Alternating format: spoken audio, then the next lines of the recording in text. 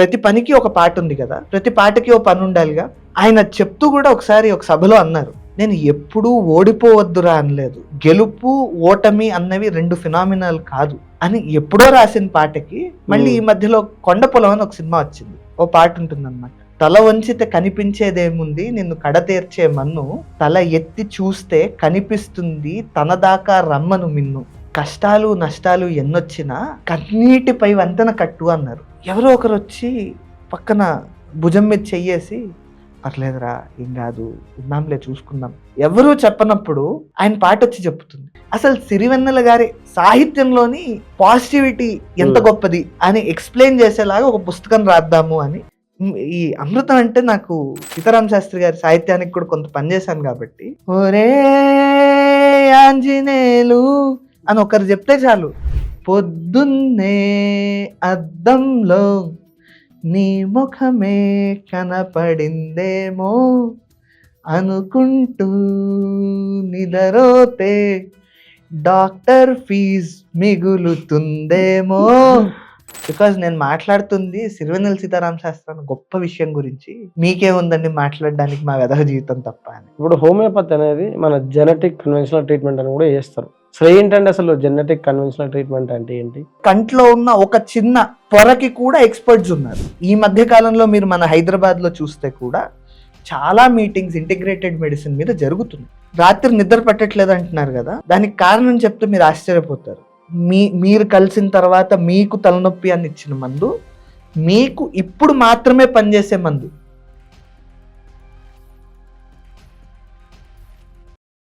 Hi అండి, నమస్తే. Full podcast మొత్తం హోమియోపతి గురించి, సిరివెన్నెల సీతారామ శాస్త్రి గారి సాహిత్యం గురించి, అమృతంలోని మనకు సీరియల్లో చూడండి లిరిక్స్, వినని లిరిక్స్ కూడా ఫుల్ పాడ్కాస్ట్ లో చూడండి. పాజిటివ్ మైండ్ సెట్ ఎట్లుండాలి అనేది ఇవి పాడ్కాస్ట్ మొత్తం ఉంటుంది, కంపల్సరీ చూడండి. ఒకవేళ ఈ వీడియో నచ్చినట్టయితే కింద కామెంట్ సెక్షన్ ని లెఫ్ట్ కి స్వైప్ చేస్తే హైప్ ఆప్షన్ వస్తుంది. మీకు నచ్చితే హైప్ చేయండి వీడియోని. ఒక డివైస్ నుంచి 3 times హైప్ చేయొచ్చు, సో దట్ ఎక్కువ మందికి రీచ్ అవుతుంది ఈ వీడియో. ఫుల్ పాడ్కాస్ట్ ని చూసి ఎంజాయ్ చేయండి. నమస్తే హేమంత్ గారు. నమస్కారం అండి. థ్యాంక్ యూ అండి, థ్యాంక్ యూ ఫర్ కమింగ్. అయ్యో, it was pleasure. I mean ఇలాంటి ఒక ప్రోగ్రామ్ అనుకున్నప్పుడు it is always a welcoming thing కదా, కొత్తగా విషయాలు తెలుసుకునే అవకాశం కూడా. Thank you. Podcast is a new trend కాబట్టి. Thank you. ఎలా ఉన్నారు? All good, all going good. మీరు ఎలా ఉన్నారు? Our things going super nice అండి. యా, మీ పాత ఇంటర్వ్యూస్ కూడా చాలా చూసాను. నైస్. థ్యాంక్ యూ అండి, థ్యాంక్ యూ ఫర్ సపోర్ట్. అంటే ఇప్పుడు మా వ్యూవర్స్ కోసం మీ గురించి ఒక క్విక్ అండ్ షార్ట్ ఇంట్రో చెప్తారా? క్విక్ అండ్ షార్ట్ ఇంట్రో కన్నా కూడా నేను నా గురించి 4 ముక్కల్లో చెప్తాను. Okay, done. ఒకటి, by profession I'm homeopathic physician, MD చేస్తున్నాను. 2, నవలా రచయితని, ఐ రైట్ నావెల్స్, తెలుగులోనే రాస్తాను. 3, సీతారామ శాస్త్రి గారివి కొన్ని పుస్తకాలు వచ్చాయి, సిరివెన్నెలకో నూలుపోగు అని. అదృష్టవశాత్తు నేను దానికి ఎడిటోరియల్ బోర్డ్ మెంబర్ గా కూడా పనిచేస్తున్నాను. ఓకే. సో ఐ మీన్ ఒక సైడ్ జనాలతో ఇంటరాక్షన్ ఉండేలాగా నా ప్రొఫెషన్ ఉంది. 2, అక్కడి నుంచి వచ్చిన ఇన్ఫర్మేషన్ ని పుస్తక రూపంలో పెట్టడానికి ఇంకో ప్రొఫెషన్, రచయితగా నాకున్న ఇంకో అవతారం.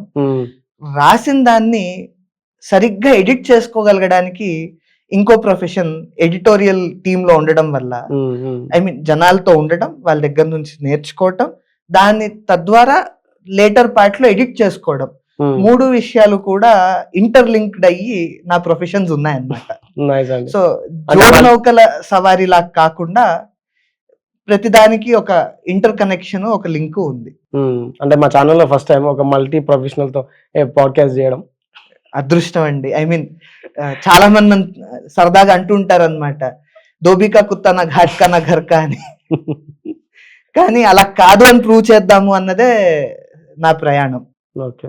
అంటే మీరు శాస్త్రి గారి దగ్గర కూడా చేశారు కదా అసిస్టెంట్ గా, అంటే వారి సాహిత్యం కానీ మీ ఎక్స్పీరియన్స్ ఎట్లుండే? నేను సీతారామ శాస్త్రి గారి దగ్గర నేను ఎప్పుడు అసిస్టెంట్ గా ఆర్ అలాంటివి ఏమీ జరగలేదు. నేను ఇందాక అన్నట్టే సీతారామ శాస్త్రి గారి సాహిత్యం తో నాకు కొంత పరిచయం ఉంది, అదృష్టం శాస్త్రి గారితో కొంత. ఇది కాకుండా ఎడిటోరియల్ మెంబర్ గా ఉండడము, సిరివెన్నెలకో నూలుపోగు, ఇంత తప్ప ఆయనతో వ్యక్తిగతంగా ఆయన పాట రాస్తుంటే నేను కూర్చోవడము అంటే ఎప్పుడూ జరగలేదు. ఓకే. ఉమ్. నా మిత్రులు కొంతమంది అలాంటి అదృష్టాన్ని పొందిన వాళ్ళు ఉన్నారు. ఉమ్. వాళ్ళ నుంచి చాలా విషయాలు తెలుసుకున్నాను. ఉమ్.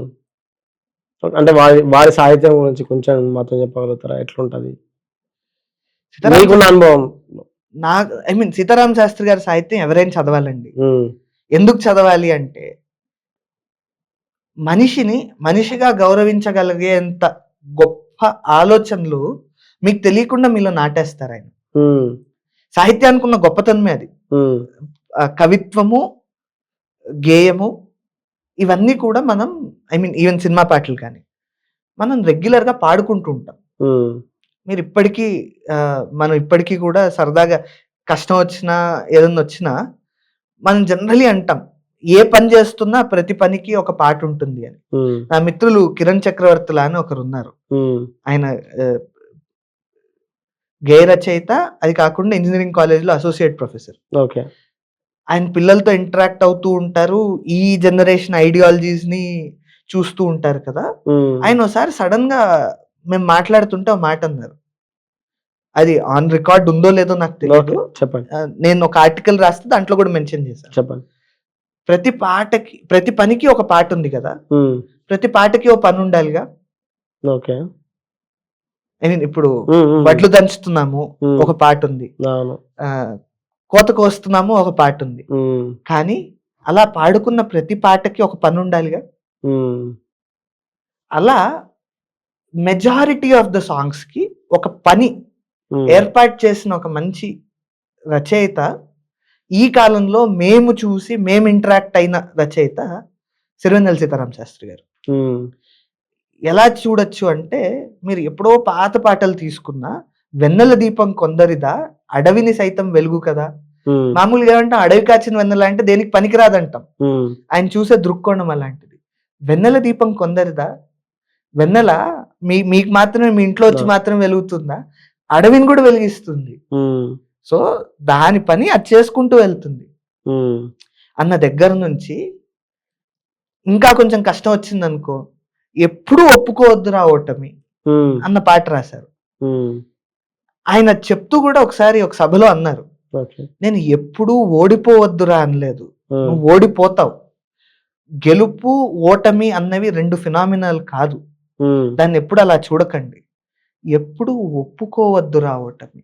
ఓకే. ఓటమి వస్తే తల వంచేసి దానికి పాదాల మీద పడిపోకు అని ఎప్పుడో రాసిన పాటకి మళ్ళీ ఈ మధ్యలో కొండ పొలం అని ఒక సినిమా వచ్చింది క్రిష్ గారి దర్శకత్వంలో.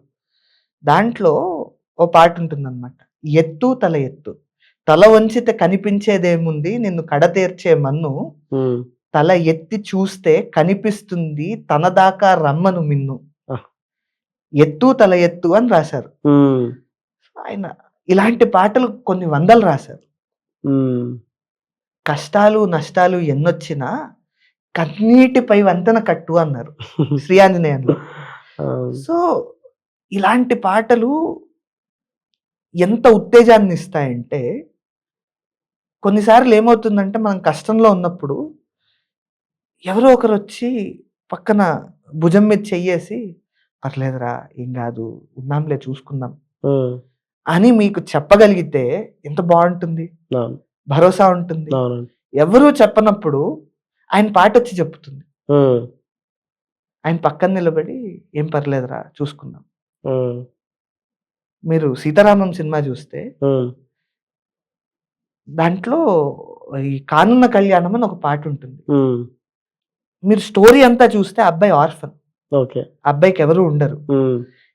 ఈ విషయమే రేడియోలో అనౌన్స్ అయితే స్పందించిన చాలా మందిలో ఉమ్. హీరోయిన్ ఒకరు. అవును. సో ఇప్పుడు వీళ్ళిద్దరు పెళ్లి చేసుకోబోతున్నారు. ఉమ్. కానున్న కళ్యాణం అన్నది పాట ఉమ్. సిరివెన్నెల గారు రాశారు. చుట్టూ ఎవరు లేరుగా అంటే ఏం పర్లేదు కిట్టని చూపులుగా, నచ్చని చూపులు లేవు అనుకో ఉమ్. అని ప్రతి నెగిటివిటీలో ఒక పాజిటివిటీని చూడగలగడం. ఉమ్. చుట్టాలంటూ కొందరు ఉండాలిగా అంటే దిక్కులు ఉన్నవిగా. ఉమ్. ఈ నెగిటివిటీలో పాజిటివిటీ చూడడము అన్నది ఆయన పాటలు నేర్పిస్తుంది. అవును.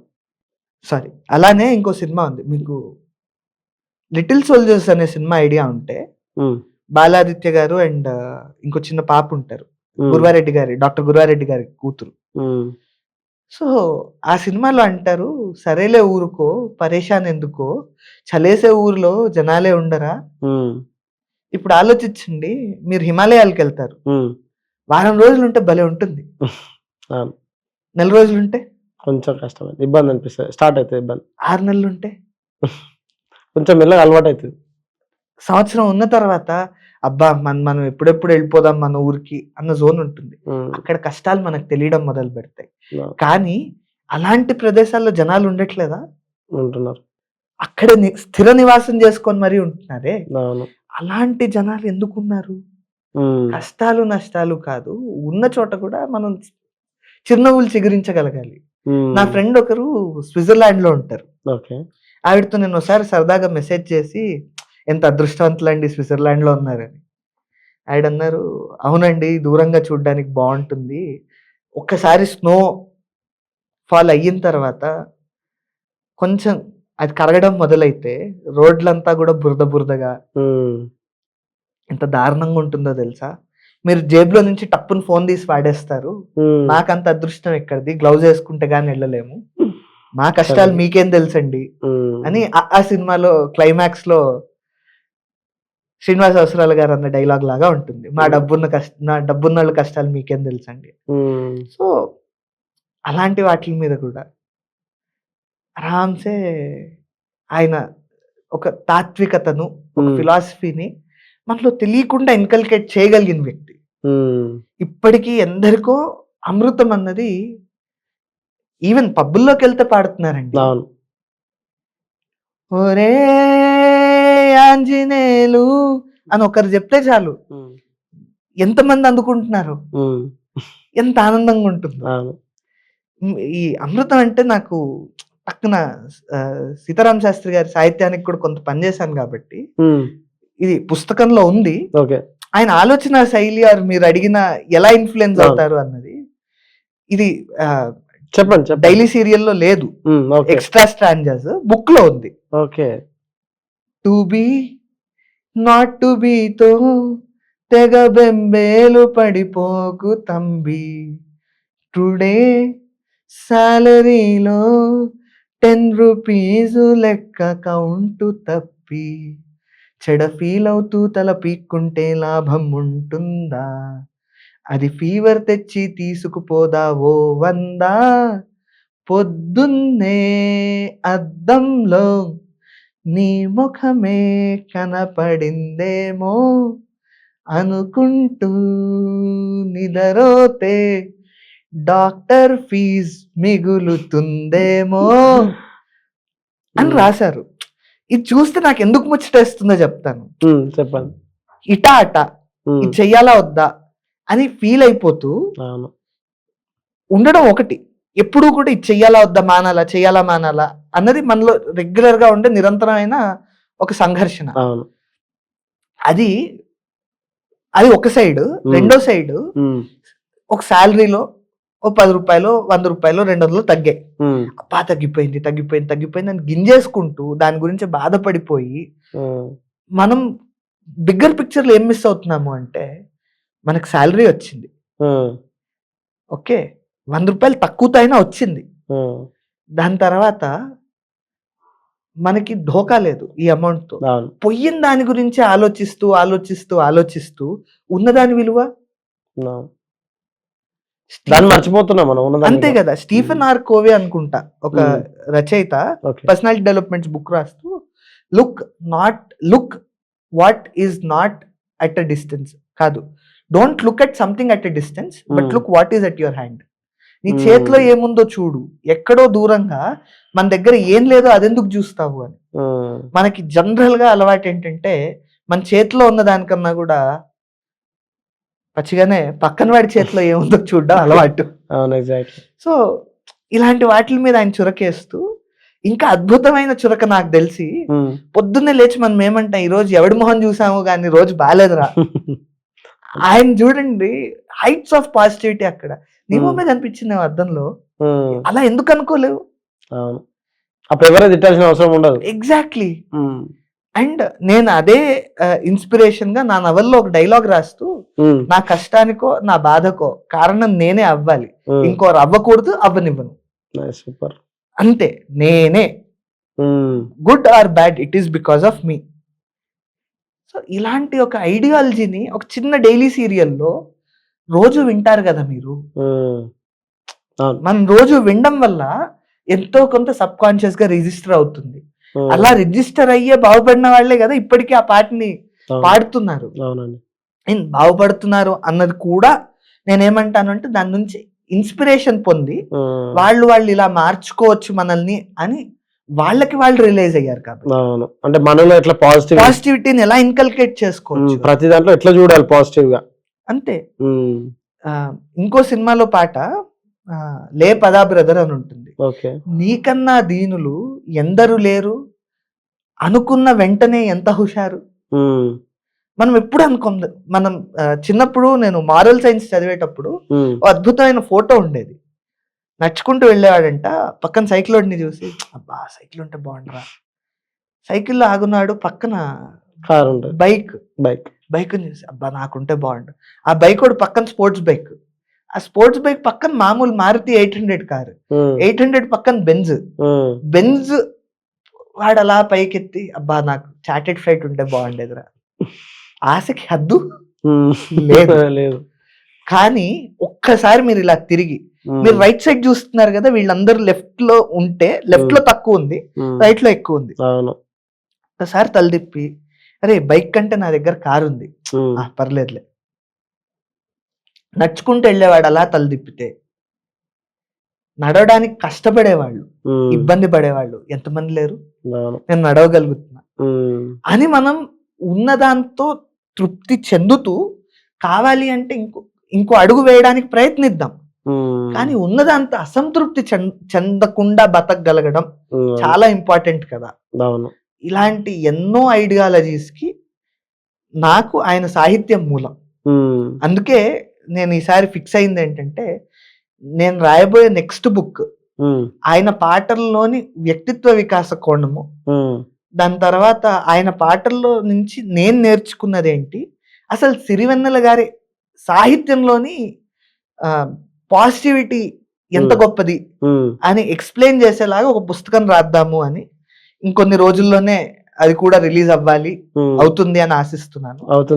దాని పేరు కూడా సరేలే ఊరుకో పరేషాన్ ఎందుకు అని పెట్టా. ఆయన పల్లవే, నాకు ఆయన పల్లవులను అలా వాడుకోవడం ఇష్టం అనమాట. నా మొదటి నవల పేరు కూడా నీ చూపు చెప్పింది నాకు అని. ఆయన అంతం సినిమాలో నీ నవ్వు చెప్పింది నాతో అన్న దాన్ని కొంచెం నేను మాడిఫై చేసుకొని నేను పెట్టుకున్న పేరు అనమాట. ఆయన పల్లవులే ఎన్నో కథలకి ఓపెనింగ్ సీన్లు, ఎన్నో కథలకి మూలాలు. సో ఒక తరం పూర్తిగా ఆయన ఇలా ట్విస్ట్ చేయగలిగిన రచయిత అనమాట. సరదాగానే రాయగలరు, అంతే సీరియస్ గా తాత్వికతను, దాని తర్వాత లైఫ్ ని ఆయన సాహిత్యం నుంచి చాలా నేర్చుకోవచ్చు, తెలుసుకోవచ్చు. కాంట్రరీ ఏంటంటే అలా మనం కూడా అవ్వచ్చు, ప్రొవైడెడ్ మనం ఆయన ఆలోచన ధోరణిలో ఆయన అబ్జర్వేషన్ స్కిల్స్ ను డెవలప్ చేసుకోగలిగితే. సో నేను ఎప్పుడూ నమ్మేదే, ఆయన ఒక గాడ్లీ ఫిగర్ గా పెట్టేసి అబ్బా ఆయనండి సిరివెన్నెల సీతారామ శాస్త్రి గారు కారణజన్ముడు కాబట్టి ఆయన కుదురుతుంది, మనం మామూలు జనాలం మనకు కుదరదు, ఇలాంటి ఐడియాలజీ నాకు లేదు. నాకే కాదు, బహుశా నేను విన్న ప్రకారం సీతారామ శాస్త్రి గారు కూడా ఎప్పుడూ ఒప్పుకునేవాళ్ళు కాదు. ఆయన అనేవాళ్ళు సామాన్యంగా కాకుండా అసామాన్యంగా ఉన్న మానవులు ఎవరైనా ఉన్నారా? అందరూ సామాన్య క్షుద్ర మానవులే, పుట్టాల్సిందే పోవాల్సిందే. మనం చేసే ప్రయత్నం, మనం దానికి ఉన్న అక్కర. ఇంకా మీరు ఇది అంటుంటే నాకు థాట్స్ అలా ఓవర్ఫ్లో అవుతున్నాయి, కొంచెం క్రాస్ అవ్వకుండా ప్రయత్నిస్తున్నాను. ఆయన నుంచి ఎవరైనా ఏదన్నా నేర్చుకోవాలి అంటే ఆయన నుంచి నేర్చుకోవాల్సిన లక్షణం చేస్తున్న పని మీద పూర్తిగా భక్తి భావము. భక్తి అంటే మరి రిలీజియస్ భక్తి అన్నది కాదు నా ఉద్దేశం. 100% అటెన్షన్, 100% డెడికేషన్, 100% పర్ఫెక్షనిజం అన్నీ ఆయనకున్నాయి. అంటే మనం చేస్తున్న పని పైన పూర్తిగా దాని మీద నిమగ్నం అయ్యి, దాని మీదే దృష్టి పెట్టి, ఇంకా చుట్టుపక్కల ఏం జరుగుతుందో మనకు సంబంధం లేదు. లిటరలీ జగమంత కుటుంబం అనే పాట ఆయన ఎప్పుడు ఆయన చిన్నప్పుడు రాశారు. మళ్ళీ రికార్డింగ్ కి వెళ్లేదానికి ముందర డిక్షనరీలు అసిస్టెంట్స్ ద్వారా వెతికించి ఇందులో ఏమన్నా ఇబ్బంది ఉందా ఒకసారి చూడండి, పర్యాయ పదాలు చూడండి అని చెప్పిన సందర్భాలు ఉన్నాయి. ఐ మీన్ సందర్భాలు ఉన్నాయి. ఇది ఒక సందర్భం, ఒక ఎగ్జాంపుల్. ఓకే అని చెప్పిన తర్వాత రికార్డింగ్ కి వెళ్తూ రికార్డింగ్ స్టూడియోకి ఫోన్ చేసి ఈ పదం వద్దులే, ఇంకో పదం మార్చు, పాట ఓకే అయిపోయింది కదా, రికార్డింగ్కి వెళ్ళిపోయింది కదా, నా పని అయిపోయింది కదా. కాదు, పాట నా బిడ్డ, నేను ఇప్పుడు ఇక్కడి నుంచి జనాలకు వెళ్ళిపోతే జనాలు వింటారు, జనాలు వింటే అది వినగలిగిన స్థాయిలో ఉండాలి అని చెప్తూ, అది దాని స్థాయి భావం ఎప్పుడూ తగ్గకుండా దానికి ఒక లెవెల్ మెయింటైన్ చేస్తూ ఇలా ఉండాలి అని కన్సిస్టెంట్ గా ఆయన ఒకే ఐ మీన్ మీటర్ పెట్టుకొని, ఐ మీన్ ఈ కొలబద్దలు పెట్టుకొని రాసిన రచయిత. ఇవి మనం నేర్చుకోవాలి. సీతారామ శాస్త్రి గారు గొప్ప ఆయన అని మనం చెప్పేసుకోవడం కన్నా ఇలాంటివి మనం మన జీవితంలో ఇన్కల్కేట్ చేసుకోగలిగితే చాలా బాగుంటుంది. ఆ జగమంత కుటుంబం ఒకసారి లిరిక్స్ మాకు పాడతారా? అంటే పర్లేదు, మీకు అంత ఎట్లున్నా మాకు ఓకే, మంచిగా ఓకే చెప్పండి.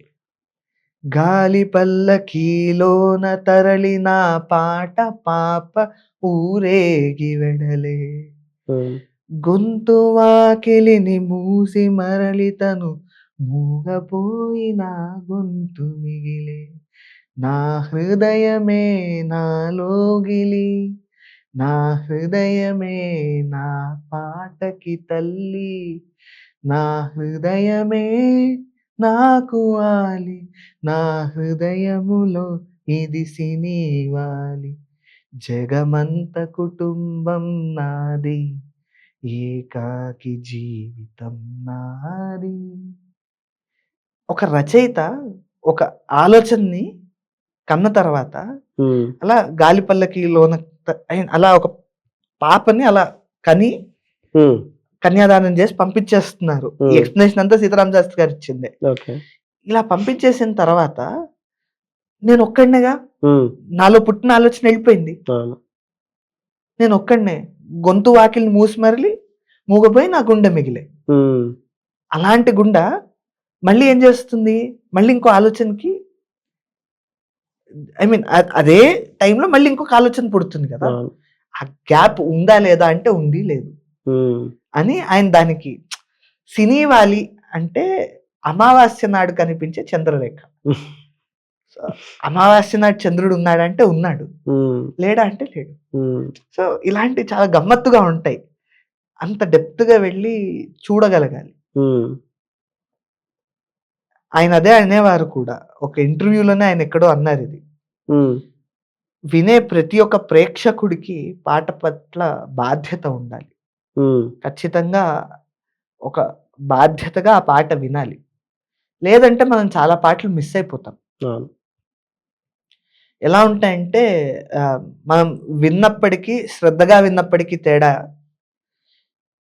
మీకు, ఐ మీన్ నేను అందులో ఇలా తప్పులు విని అయ్యో ఇలా ఇలా ఎందుకు రాశారు అనుకొని నేను మళ్ళీ చూసిన వాడిని. నీ కళ్ళకి కావాలి కాస్తాయే అన్న పదం వింటే చాలా అసంబద్ధంగా ఉంటుంది. నీ కళ్ళకి కావాలినా, ఏం కావాలి? కానీ జాగ్రత్తగా వింటే నీ కళ్ళకి కావలి కాస్తాయే కాటుకలా నా కళలు, అలవైకుంఠపురంలో ఉంటుంది. సో మనకి అంత బాధ్యత ఉండాలి. కొన్నిసార్లు ఎలా ఉంటుందంటే మీటర్కి సరిపోకో పదం పైన కింద అలా అవుతూ ఉంటాయి ప్రాక్టికల్ ఇష్యూస్ వల్ల. అవి మనం జాగ్రత్తగా వింటే కవి హృదయం అర్థమవుతుంది. సో అలా మీరు ఇంతకుముందు ఒక ఎగ్జాంపుల్ చెప్పారు కదా, అంటే బైక్ ఉన్న వాళ్ళకి కారు ఉండదని. అది అన్నప్పుడు నాకు ఒకటి గుర్తొచ్చింది, చాగంటి గారి ప్రవచనం గుర్తొచ్చింది. అంటే ఒకరికి ఉన్నదని మనం బాధపడుతున్నాం, కానీ మనం ఇప్పుడు తింటే అరుగుతుంది, అక్కడితోనే సంతోషపడి. కొన్ని అరగని వాళ్ళు ఉన్నారు, అల్సర్లు ఉన్నాయి, తినడం అరగడం కోసం టాబ్లెట్లు వేసుకునే వాళ్ళు కూడా ఉన్నారు. మనం తింటే పుష్టిగా అరుగుతుంది, సంతోషపడను అని చెప్పి చెప్తారు. నాకు అది గుర్తొచ్చింది. నిజంగానే అండి. ఇలాంటి చాలా సింపుల్ థింగ్స్ మనకి ఇప్పుడు లగ్జరీ అయింది. అవును. బికాస్ బీయింగ్ ఎ డాక్టర్ నేనే ఎంతో మంది కాన్స్టిపేటెడ్ పీపుల్ ని చూస్తా. అవును. ఇప్పుడు అది world's number 1 problem constipation. I mean major problem. Major problem. So ఇలాంటి చాలా ఉన్నాయి. మీరు నమ్ముతారా? ఒకప్పుడు మన తాత వాళ్ళు ఆర్ ఈవెన్ మన నాన్న వాళ్ళ జనరేషన్ కూడా హాయిగా కూర్చొని అరుగు మీద ప్రశాంతంగా నవ్వగలిగేవాళ్ళు. అవును. మనలో ఎంతమందిమి నిష్కల్మషంగా అస్సలు ఏ మాత్రము నెగటివిటీ లేకుండా హాయిగా నవ్వగలం? ఎన్నిసార్లు నవ్వగలం రోజులో? చాలా తక్కువ. అది కూడా బేసిక్ థింగ్ కదా! అది లగ్జరీ అయిపోయింది చూడండి. సో మనం బేసిక్‌గా ఉంటే మనం ప్రపంచాన్ని చూసేటప్పుడు చాలా సాధించేసిన వ్యక్తుల్ని చూస్తే మనం అనుకుంటాం అమ్మ బాబోయ్! ఎట్లుంటారో వీళ్ళు అని. నిజానికి వాళ్ళు చాలా సింపుల్‌గా ఉంటారు. వాళ్ళకి ఏం అట్టహాసాలు, ఆడంబరాలు ఉండవు. నేను ఎన్నో సార్లు ఐ మీన్ నాకు కూడా ఎక్స్‌పీరియన్స్ ఉంది కాబట్టి సరదాగా బైక్‌లో వెళ్ళిపోదామా? మిమ్మల్ని ఎవరైనా చూస్తారు. ఏ పర్లేదు పోదాం. ఇలా ఉన్న వాళ్ళు ఉన్నారు. పబ్లిక్‌లో వాళ్ళొస్తే జనాలు గుర్తుపడతారు కూడా. ఎన్నో హెల్మెట్ ఏసేసుకొని వచ్చేస్తుంటారు. ఎన్నో సార్లు నా చిన్నప్పుడు నేను విన్నది. పంజాగుట్ట దగ్గర పవన్ కళ్యాణ్ గారు బైకుల మీద తిరిగేవాళ్ళు. ఆయన ఎప్పుడు నేను పెద్ద స్టార్ హీరోనని ఆయన నెత్తిలో లేదు. కానీ మనం ఇంత సాధిస్తే అంత మనం పెట్టేసుకుంటే కరెక్ట్ కాదేమో. ఎదిగిన కొద్దీ ఒదిగి ఉండాలి. ఐ మీన్ అది ఒక సైడ్ అయితే ఒదగడము అన్నది ప్రయత్నపూర్వకంగా చెయ్యాలి. I mean humbling your self అనే ప్రాసెస్‌లో అందరూ చెయ్యాలి. అది కాకుండా అది నెత్తికి ఎక్కనీయకుండా ఉండాలి. అప్పుడే ఐ మీన్ మీరు నిన్న 'బాహుబలి' రిలీజ్ అయింది. రాజమౌళి గారు థియేటర్‌కి వచ్చారు. ఎంత హాయిగా మాట్లాడగలిగారు. నేను రాజమౌళిని అని ఆయన ఫీల్ అయితే అలాంటి ఇంటరాక్షన్స్‌కి అంత క్యాండిడ్‌గా ఉండవు. సో మనం హంబుల్‌గా ఉండడమే.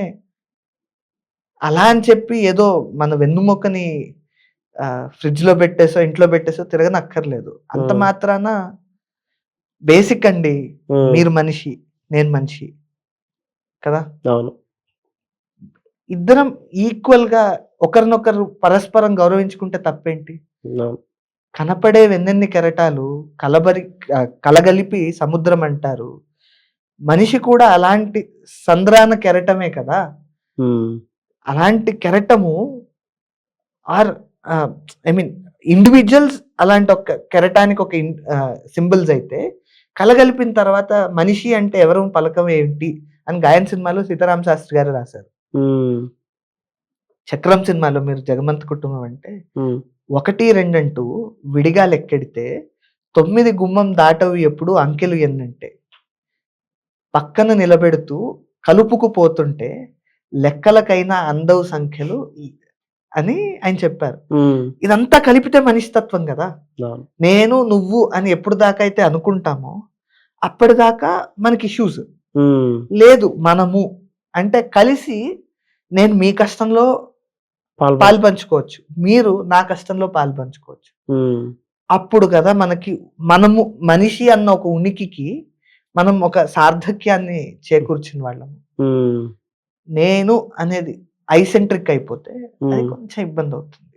కొంచెమే కాదు మనం చాలా ఇబ్బందుల్లోకి పడతాం. ఇలానే చెప్పాలి అంటే దీనికే జస్ట్ ఇంకొంచెం కొనసాగింపుగా మనం ఎప్పుడైతే ఇంత ఐసెంట్రిక్ అయిపోతామో, ఎమోషన్స్ సప్రెస్ చేసేసుకుంటామో, ఆనందించలేకపోతామో, స్ట్రెస్ అన్నది ఇంకో ఫ్యాక్టర్ అయితే మనం మనలా లేనప్పుడు రోగాలు ఎందుకు రావండి? జనరల్లీ మనం సైన్స్‌లో కొన్ని పదాలు వాడతాం. సైకోసోమాటిక్ అని. సైకో అంటే మెంటల్. ఓకే. సోమాటిక్ అంటే బ్రెయిన్. మెంటల్ సోమాటిక్ అంటే బాడీ. ఓకే. సో మైండ్ వల్ల బాడీలో ఎఫెక్ట్ అయ్యే చాలా ఉంటాయి. మనకెందుకు రోగాలు వస్తాయి? సో మన జీవితాన్ని ప్రశాంతంగా, ఆనందంగా గడపాలి అన్నదే పాయింట్. అంతే. బరువు అనుకుంటే బరువు, సులువు అనుకుంటే సులువు. బ్రతుకు ఎలా ఉండాలో నువ్వే తెలుసుకో. అవును, మన చేతుల్లోనే ఉంది మన జీవితం అంతే. ఎలా ఉండాలి. మనం ఎట్లా ముందు అడుగేస్తే అట్లనే అయిపోతుంది మన జీవితం కూడా. అంతే. అంతే గదా! జనరల్లీ ఒక సేయింగ్ ఉంటుంది. హ్మ్. As a man thinketh so as he is అని. హ్మ్. ఇంగ్లీష్‌లో చెప్తే కొంచెం ఏదో వేరేగా ఉన్నా హ్మ్. యద్భావం తద్భవతి అని మనం రెగ్యులర్‌గా వినేదే. అవును. సో, అలా మనం ఏదనుకుంటే అది. అవును. So, exactly. ఇలా చాలా విషయాలు తెలుసుకోవచ్చండి. ఆయనలో ఉన్న గొప్పతనం ఏంటంటే, ఆయన అబ్జర్వేషన్ స్కిల్స్ ఏవైతే ఉన్నాయో, ఆయన గది నుంచి దాటేవాళ్ళు కాదు అంటారు. ఓకే. ఆయన ఉన్న గదిలోనే కూర్చొని, ఆయన సృజన ఎంత గొప్పగా ఉండేదంటే, ఒక 10 ఏళ్ల తర్వాత ఏం జరుగుతుంది? హ్మ్. ఇప్పుడేం జరుగుతుంది? అనే వేరియస్ పీపుల్‌తో ఇంటరాక్ట్ అవుతూనే తెలుసుకునేవాళ్ళేమో. హ్మ్. ఎలా తెలుసుకునేవాళ్ళో తెలీదు. కానీ ఆయన ఆలోచించగలిగేవాళ్ళు. హ్మ్. ఆయన దాన్ని సృజించగలిగేవాళ్ళు. సో, అక్కడ నుంచి అలాంటివి మనం నేర్చుకోగలిగితే హ్మ్. ఐ మీన్ వాస్తవానికి చెప్పాలి అంటే 'బంబం బోలే' పాట రాసేటప్పటికి ఆయన కాశీని చూడలేదు. ఓకే. తర్వాత ఆయన పాట రాసిన తర్వాత కాశీకి వెళ్ళి ఆ ప్రదేశాలన్నీ సందర్శించారు. హ్మ్. కానీ ఆయన రాసిందేంటంటే, ఎదురయ్యే శిల ఏదైనా శివలింగమే, మన్ను కాదు ఇది మహాదేవుని వరదానమే. హ్మ్. అలా ఎలా రాయగలిగారు? ఆ! ఆయన ఇక్కడ కూర్చొని అక్కడ ఏం ఎలా ఉండొచ్చు అన్నది హ్మ్. పుస్తకాల ద్వారాను, ఆయన ఆలోచనా శక్తి ద్వారాను అక్కడి దాకా వెళ్ళగలిగారు. అవును. మనమందరము చేయొచ్చు. హ్మ్. అది అంటే మనం చూసే దృష్టికోణం మీదనే బేస్ అయి ఉంటాయి ఏదైనా. మనం అంతే. ఒక వస్తువుని ఏ విధంగా మనం చూస్తున్నాం. అంతే. హ్మ్. ఒక వస్తువుని ఎలా చూస్తున్నామో అండ్ దీని మీద కూడా ఒక పాట రాశారు. ఓకే. నువ్వు నాతో ఏమన్నావో నేనేం విన్నానో, బదులేదో ఏం చెప్పావో ఏమనుకున్నాను. హ్మ్. అరే! వినంగానే నాకు ఫస్టు భలే ఉందే ఇది అనిపిచ్చింది. సో, నేను దీని మీద ఒక రీసెర్చ్ పేపర్ గూడా రాసాను. ఓకే. కానీ మనం అర్థం జేసుకోవాల్సిందేంటంటే, ఆయన రాసిన గమ్మత్తు. హ్మ్. నువ్వు నాతో ఏమన్నావో, హ్మ్. నేనేం విన్నాను. హ్మ్. నువ్వేదో అన్నావు. అవును. కానీ నువ్వన్నదే నేను విన్నానా? హ్మ్. అన్నది క్వెషన్ ఆయనది. అవును. బదులేదో ఏం చెప్పావో. నేను మళ్ళీ ఏదో అడిగా. దానికి నువ్వేదో బదులు జెప్పావు. నేనేమనుకున్నాను? నువ్వు జెప్పిందే నేనెందుకు అనుకుంటా? అవును. సో, ఇలాంటి ఒక విషయాన్ని ఆయన ఒక సరదా పాటలో రాసేసారు. హ్మ్. అంతేగాదు మీరు అదే సినిమాలో ఇలాంటి 2 పాటలున్నాయన్నమాట. హ్మ్. కాలం ఆగాలి కాలి అహా! కాలం ఆగాలి ఐ మీన్ ఆ పాట ఏముంటుందంటే కాలం ఆగాలి నా వేలి సైగే చూసి. పర్ఫెక్ట్. హ్మ్. నేనేదైనా సైగ చేస్తే కాలమే ఆగిపోవాలి. ఓకే. అంత స్థాయిలో ఆయన రాస్తూ తర్వాత 'మహర్షి' అనే సినిమాలో ఉంటుంది 'సాహసం నా పదం' అని. హ్మ్. కానిదేముంది నే కోరుకుంటే పూని సాధించుకోనా. హ్మ్. కష్టమో నష్టమో లెక్కనే చేయను. ఇలా ఐ మీన్ నేనిలా చిటికేస్తే జరిగిపోతుంది అన్నంత ఒక పాజిటివిటీ హ్మ్. మరి అవసరమైనప్పుడు అది కూడా చాలా అవసరము. అలాంటి విషయాల్ని కూడా ఆయన్ని ఎంత మోతాదులో ఎక్కడెక్కడ ఎలా తీసుకొని వాడుకోగలము అన్నది హ్మ్. చాలా బావుంటుంది. హ్మ్. సో, ఆయన నుంచి నేర్చుకోగలిగినవి ఇవండి. హ్మ్. ఇంకా చాలా ఉన్నాయి. బట్ క్లుప్తంగా. అవును. మనం జీవితాన్ని చూసే దృక్కోణాన్ని మార్చగలిగిన వ్యక్తి. నా జీవితంలో జరిగింది. హ్మ్. నాకు బాగా గుర్తు నేను కొంచెం డిఫికల్ట్ ఫేజ్‌లో ఉన్నప్పుడు ఒకానొకసారి మా గురువుగారు ఆకెళ్ళ రాఘవేంద్ర గారు ఆయన ఆ రోజు మా ఇంట్లోనే ఏదో చిన్న డిస్కషన్ జరుగుతుంది.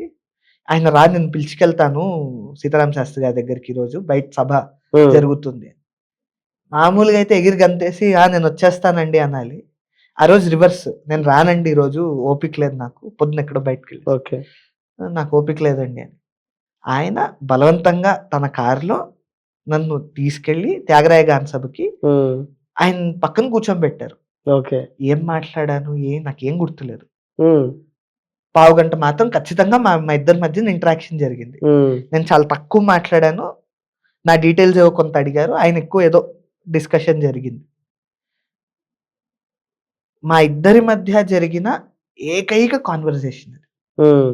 సాయంకాలం నేను మా గురువుగారికి కాల్ చేసి, "సార్ నా జీవితం మారిపోయిందండి. నిన్నటి దాకా ఉన్నది వేరు, ఈరోజు వేరు. ఒక్క సంభాషణతో. ఒక్క సంభాషణతో. హ్మ్.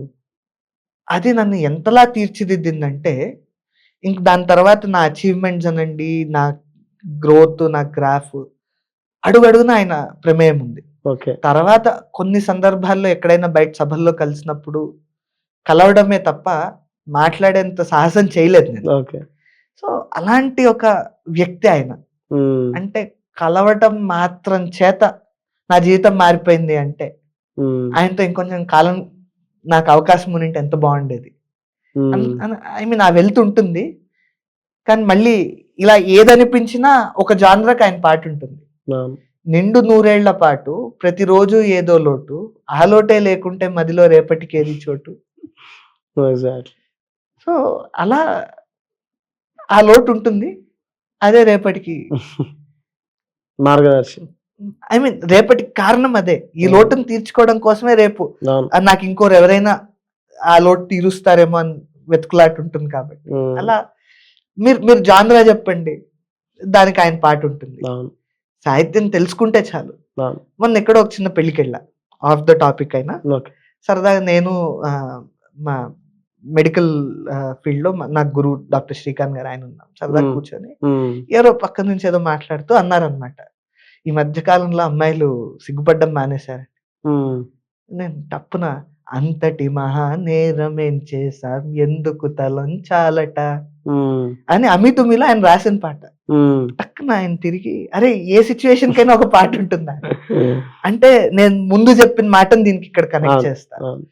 ప్రతి పనికి పాట ఉన్నట్టే ప్రతి పాటకి ఓ పని ఆయన సృష్టించారు కాబట్టి ఆ పనిని ఆ పాట చేస్తూ ఉంటుంది అనమాట. ఇలా ఎవరైనా అన్నారు అనుకోండి, లేదండి అలా ఎలా ఎందుకు తలంచాలి వాళ్ళు పాపం.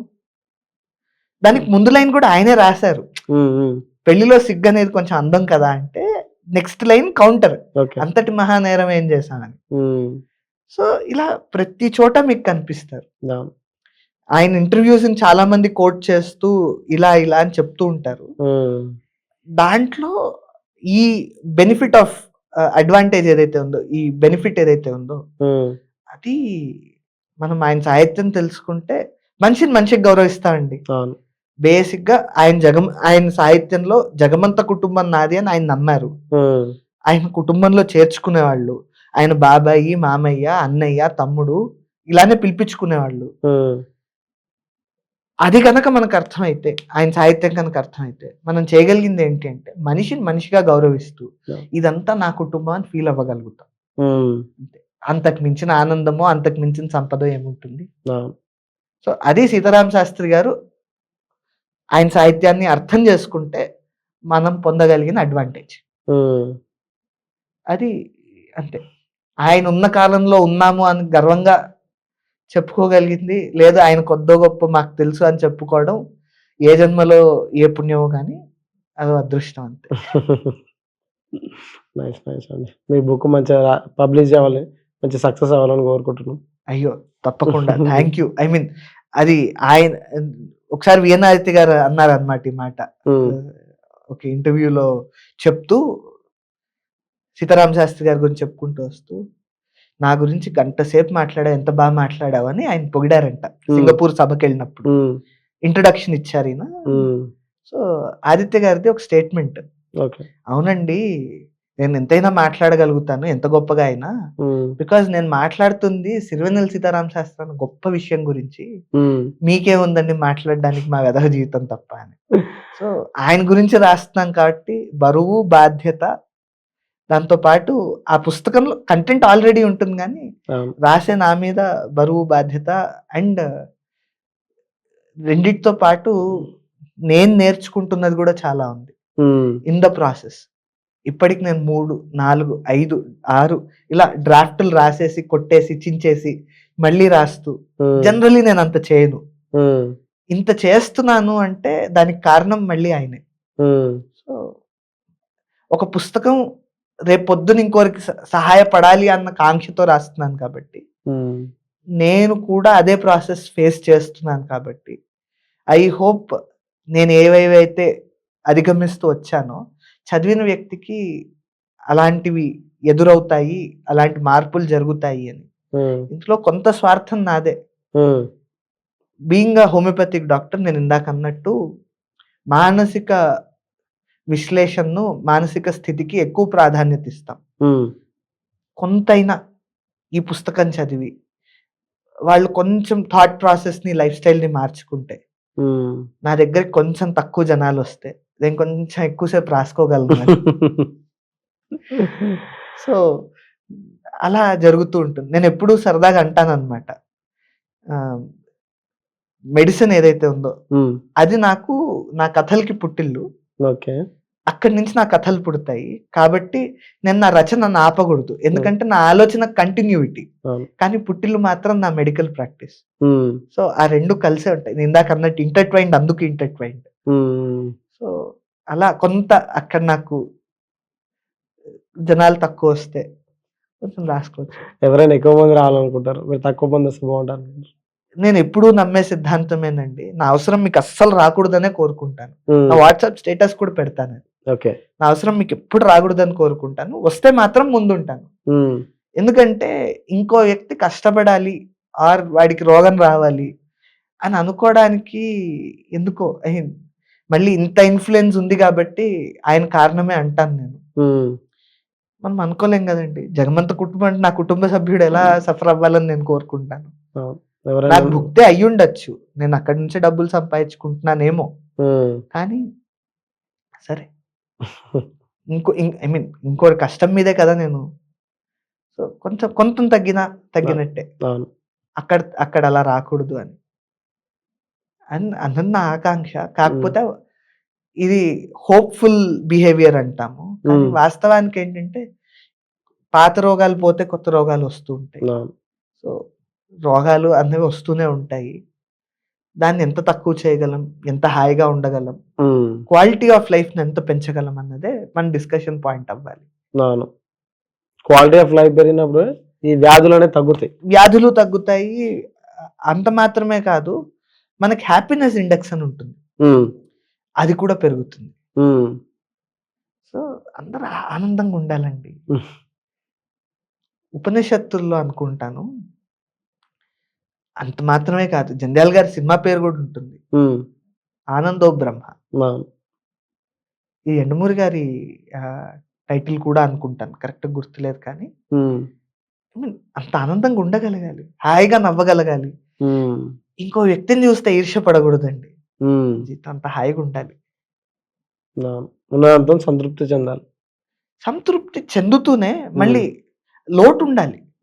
కానీ ఆ లోటు ఎలా ఉండాలి అంటే, మనం ఇంకొక అడుగు ముందుకేయడానికి మనం ప్రేరేపించేలా ఉండాలి తప్ప, మనల్ని ఈర్ష్య, ద్వేషాలు, అసూయలతో బతకనిచ్చేలాగా ప్రేరేపించకూడదు. మనకి ఇవన్నీ కామన్ గా అన్ని ఎమోషన్స్ ఉంటాయి. హ్యూమన్ గా నాకు కూడా ఈర్ష్య ఉంటుంది, నాకు కూడా కోపం వస్తుంది, నాకు కూడా ఏదో అన్ని ఎమోషన్స్ ఉంటాయి కదా. కానీ అవన్నీ నా అధీనంలో ఉండాలి, నేను వాటి అధీనంలో కాదు. సో నాకు కోపం వచ్చింది, ఓకే, నాకు కోపం వచ్చింది, నాకు తెలుస్తుంది, కానీ ఇప్పుడు అక్కర్లేదు అంటే నేను ప్రదర్శించిన అక్కర్లేదు, అది నన్ను డిస్టర్బ్ చేయకూడదు. అలా కాకుండా నాకు కోపం వస్తే నేను 2 బాటిల్లు ఇసిరేసేయాలి, నేను ఉన్న టీవీని పగలగొట్టేయాలి, అప్పుడు నేను రిలాక్స్డ్ గా ఫీల్ అవుతా. ఏమాత్రం కరెక్ట్ అయిన పద్ధతి కాదు కదా. అలా అంటే ఇప్పుడు మీరు కోపం గురించి చెప్పారు కదా, నాకు ధోని గుర్తొచ్చారు. ఆయన కూలెస్ట్ క్యాప్టెన్ అంటాం కదా. అవును. ఆయన ఒక మాట అంటారు, అంటే జనరల్ గా మీరు ఎప్పుడైనా ఒక కోపం వచ్చిన పర్సన్ కరెక్ట్ మాట్లాడడం చూసారా అని అంటారు. ఒక 5 minutes ఆగితే మనం అదే కోపం తగ్గిపోయినాక ఎంత వైజ్ గా మాట్లాడతాం, అంటే ఎంత నైస్ గా. ఏం లేదండి, కోపం వస్తే మన ఐ మీన్ లాజికల్ ఫ్యాకల్టీస్ ఏవైతే ఉంటాయో, లాజిక్స్ ఏవైతే ఉంటాయో పోతాయి. అందుకే మీరు చూడండి, కోపం వచ్చిన వాడు తిట్టేటప్పుడు చాలా సార్లు మనం బూతులు వింటాం. మామూలుగా ఉన్నప్పుడు మాట్లాడమనండి, మాట్లాడలేరు. ఒక సభలో అనుకుంటాను, నాకు గుర్తులేదు, ఆర్ ఒక ఇంటర్వ్యూలోనో సీతారామ శాస్త్రి గారు ఇదే మాట అన్నారు, మీరు రోజులో వాడిన బూతులన్నిటిని ఒకసారి పేపర్ మీద రాసుకోండి, చదవండి, రాత్రి నిద్ర పట్టదు మీకు. నాకు అనిపించింది నిజమే కదా. ఐ మీన్ చిన్న చిన్నవి అయ్యుండొచ్చు. అవును. కానీ మనం అవతల వ్యక్తిని కించపరుస్తున్నాం. అవును. కొన్నిసార్లు మనం ఇప్పుడు బాగా కాన్షియస్ అయ్యాం గానీ, ఒకప్పుడు సినిమాలు చూస్తే బాడీ షేమింగ్ చాలా కామన్‌గా ఉండేది. కదా! అవును. ఒరేయ్ బండోడా! అవును. చాలా కాన్షియస్‌గా సినిమాలు తీసే ఒక మంచి ఆహ్, టేస్ట్ ఉన్న డైరెక్టర్ కూడా ఒక సినిమాలో ఈ డైలాగ్ ఉంది. ఓకే. ఇప్పుడు మనం అనగలమా? అనలేం. కోపమొస్తే? హ్మ్. దీనికి నాలుగింతలంటాం. అవును. సో, అలాంటివి విచక్షణ కోల్పోవడము అన్నది కోపమొస్తే పూర్తిగా విచక్షణ కోల్పోతామండి. అవును. అంటే లిటరల్లీ చాలా మందికి ఫోను పగలగొట్టే అలవాటుంటుంది. హ్మ్. మనం 'ఆర్య 2లో కాజల్ అగర్వాల్ పాత్రను చూస్తే ఆవిడ ఇలా ఫోను పట్టుకొని టప్పని పడేస్తుంది గదా! అవును. కోపమొచ్చినప్పుడు. అవును. మీరు లిటరల్లీ ఆలోచించండి. విచక్షణ ఉంటే అలా పడేస్తారా? లేదు. కుదరదది. హ్మ్. పూర్తిగా విచక్షణ కోల్పోతేనే జరుగుతుంది. హ్మ్. సో, మనం బేసిక్‌గా ఇలాంటివన్నీ ప్రయత్నపూర్వకంగా అలవాటు జేసుకోవాలండి. పుట్టుకతో ఏవి రావు. అవును. మనం కొంత కొంత ప్రయత్నిస్తూ నిన్నటి కంటే నేను ఈరోజు బాగున్నానా? ఈరోజు కంటే రేపు బావుంటానా? అన్నదే మన ప్రయాణం. అవును. అలా కాకుండా ఇప్పుడు సోషల్ మీడియా వచ్చేసింది. మనం కూడా అదే మాధ్యమం ద్వారా మాట్లాడుతున్నాం ఇప్పుడు. అవును. కానీ కొన్నిసార్లు చూస్తాం. హ్మ్. థంబ్‌నెయిల్స్ పెట్టడాలు, లేదు కొన్నిసార్లు కింద కామెంట్స్ చూస్తే హ్మ్. పూర్తి విచక్షణారహితంగా ఉంటాయి. హ్మ్. వాటిని పట్టించుకోవడం మానేస్తారు జనాలు. కానీ అలాంటి వ్యక్తి పూర్తి స్పృహతో మళ్ళీ అది చదివితే తను ఎలాంటి కామెంట్ చేశాడో తనకే అర్థమవుతుంది. అవును. అంతే. అలా అలా కామెంట్ చేసిన వాడు రేపొద్దున ఆ కామెంట్‌ని మానేస్తే హ్మ్. అంతే. అదే ఎదుగుదల. అవును. అంతకు మించిన గొప్పగా బతికాం మేము అనడానికి ఏం లేదు. హ్మ్. సో, అలా ఉన్న ఉన్న స్థితి నుంచి ఉన్నత స్థితికి వెళ్ళడానికి మార్గం ఒకటే. అవును. Continuous practice. హ్మ్. మనల్ని మనం చెక్కుకోవడమే. హ్మ్. మనం ఎగ్జాక్ట్‌లీ. ఒక ఉలి పెట్టుకొని మనల్ని మనం చెక్కుకోవడమే. హ్మ్. అదే మనల్ని నడిపిస్తుంది కూడా. అవును. హ్మ్. నైస్. నైస్ అండి. అంటే యాక్చువల్లీ మాకు హోమియోపతి అని చెప్పారు కదా! హోమియోపతి పైన మాకు కొన్ని డౌట్స్ ఉన్నాయి. ఓకే. మీ నుంచి క్లారిఫై చేసుకోవాలనుకుంటున్నాం. తప్పకుండా. అసలు వాట్ ఈస్ హోమియోపతి? హోమియోపతి అన్నయి టెక్నికల్‌గా మాట్లాడితే 2 పదాలండి. హ్మ్. మనం దీన్ని తెలుగులో ఏమంటాం అంటే సారూప్య ఔషధము అంటాం. హుహు. సారూప్యత అంటే సిమిలర్. హోమోస్ అంటే కూడా హోమియోస్ అంటే కూడా సిమిలర్. హ్మ్. పథీస్ అంటే సఫరింగ్. అంతే తప్ప దానికి మించి మనం చూడాల్సిందేంటంటే ఇదొక system of medicine. Holistic I mean అన్నిటిని సమగ్రంగా చూడగలిగే ఒక తత్వాన్ని అలవర్చుకున్న ఒక సిస్టమ్ ఆఫ్ మెడిసిన్. అంటే మన మానసిక స్థైర్యాన్ని, మన మానసిక స్థితిని, మన శారీరక స్థితిని రెండిటిని కలగలిపి దాంతో పాటు మన చుట్టూ ఉన్న వాతావరణాన్ని దానికి మనం ప్రతిస్పందించే విధానాన్ని అన్నిటిని కలగలిపి చూడగలిగిన ఒక వైద్య విధానం. హుహుహు.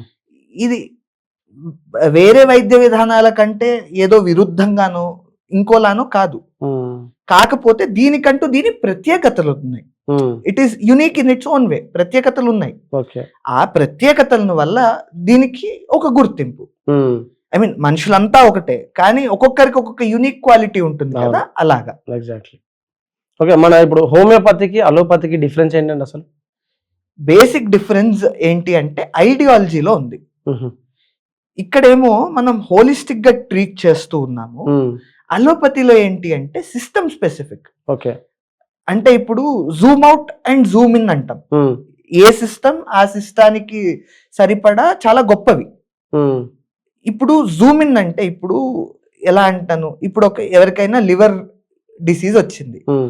పూర్తిగా ఒక లివర్ మీదే సాధికారత పొందిన వైద్య విధానము మీకు దొరుకుతారు. హ్మ్. గ్యాస్ట్రోఎంట్రాలజిస్ట్‌లు ఒక లివర్ మీద ఎక్స్‌పర్ట్స్ కూడా ఉంటారు. హ్మ్.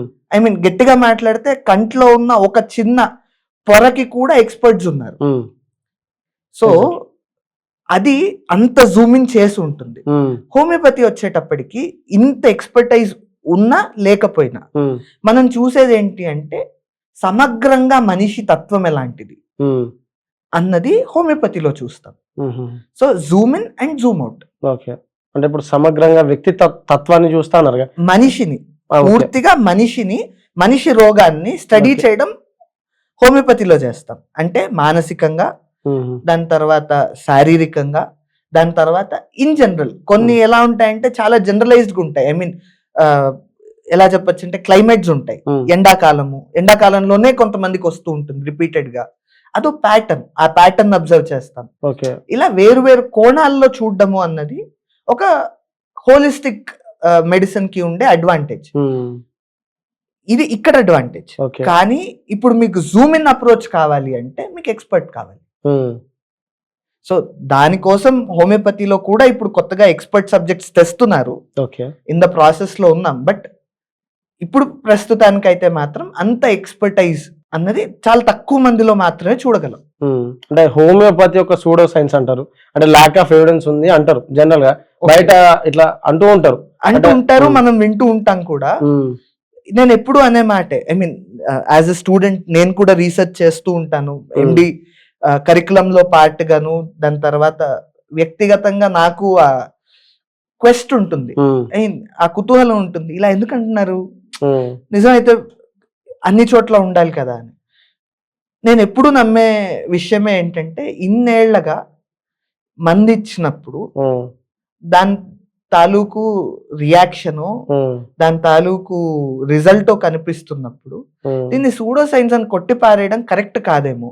జస్ట్ బికాజ్ నేను ఒక ఎవిడెన్స్ ప్రూవ్ చేయలేకపోవడం వల్ల, దాన్ని ఇలానే ప్రూవ్ చేయాలి అని ఒక సిస్టమ్ గిరిగీసి ఉన్నా నేను ప్రూవ్ చేయడానికి కొంత ఇబ్బంది ఉంటుంది. రెండు, దీన్ని ఎలా ప్రూవ్ చేయాలో నాకు తెలియకపోవడం వల్ల కొంత ఇబ్బంది ఉంటుంది. అదృష్టమో దురదృష్టమో ఈ రెండు కేసులు హోమియోపతికి వర్తిస్తాయి.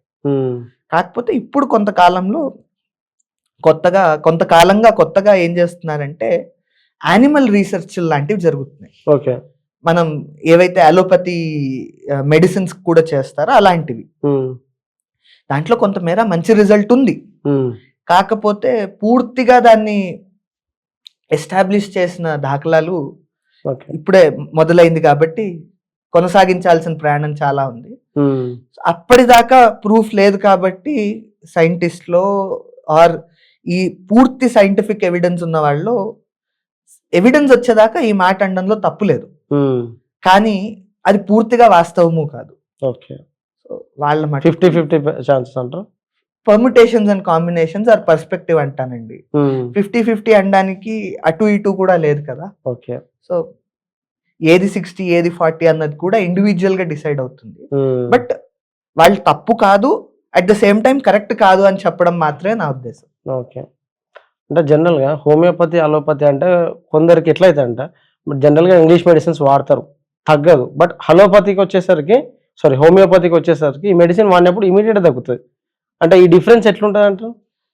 అదే చెప్తున్నాను, ఎక్కడైతే మీకు హోలిస్టిక్ గా ట్రీట్ చేయాలో అక్కడ అలాంటి కేసెస్ హోమియోపతికి వచ్చాయంటే తగ్గుతుంది. ఎక్కడైతే నాకు జూమ్ ఇన్ అప్రోచ్ కావాలో నేను అక్కడ హోమియోపతిని ఇస్తే చాలా సార్లు ఏమవుతుంది, సర్జికల్ కేసెస్ ఉంటాయి. ఇప్పుడు నేను సర్జికల్ కేసెస్ ని మొదలు పెడితే చాలా మంది డాక్టర్స్ ఉన్నారు, వాళ్ళు చూపిస్తారు కూడా రిజల్ట్ ని, ఇలా మేము సర్జికల్ కేసుని తగ్గించాము అని. అంత ఎక్స్పర్టైజ్ అందరికీ ఉండకపోవచ్చు. అండ్ రెండు, అవి మిరాక్యులస్ రిజల్ట్స్ అంటాను ఎక్స్పర్టైజ్ కన్నా కూడా. అందరికీ అలాంటి రిజల్ట్ రాకపోవచ్చు. అప్పుడు ఏం చెయ్యాలి, మీరు జూమ్ ఇన్ అప్రోచ్ లో ఎవరు ఎక్స్పర్టో వాళ్ళ దగ్గరికే వెళ్ళాలి. అలోపతిక్ సర్జన్స్ ఉన్నారు. బేసిక్ గా నేనేం చెప్తాను అంటే ఈ అలోపతి, హోమియోపతి, ఆయుర్వేద, యునాని, సిద్ధ, న్యాచురోపతి ఇన్ని గొడవలు వద్దండి. అందరం డాక్టర్స్ కలిసి పనిచేద్దాం. ఎందుకంటే నేను లేదంటే ఇప్పుడు పేరు మోసిన కార్పొరేట్ హాస్పిటల్లో కూర్చుని ఇంకో డాక్టరు, ఎవ్వరం కూడా మేం గొప్ప అని చెప్పుకోవడానికి కూర్చోలేదు. ఎవ్వరం ఎదురుగా మా ముందొచ్చి కూర్చొని కష్టపడుతున్న పేషెంట్ కి ఉన్న సఫరింగ్ ని, వాడి బాధని తగ్గించడానికే కదా మేము ఉన్నది. అప్పుడు నేను గొప్ప నువ్వు గొప్ప అన్న డిబేట్ ఎందుకు జరగాలి? సో సిస్టమ్ ప్రతి సిస్టమ్ గొప్పది, ప్రతి సిస్టమ్ కి కొన్ని అడ్వాంటేజెస్ ఉన్నాయి, ప్రతి సిస్టమ్ కి కొన్ని లిమిటేషన్స్ ఉన్నాయి. సో ఇది అర్థం చేసుకొని ఒకరితో ఒకరం చేయి కలుపుకొని ముందుకెళ్తే పేషెంట్ చాలా ఆరోగ్యకరంగా ఉంటాడు.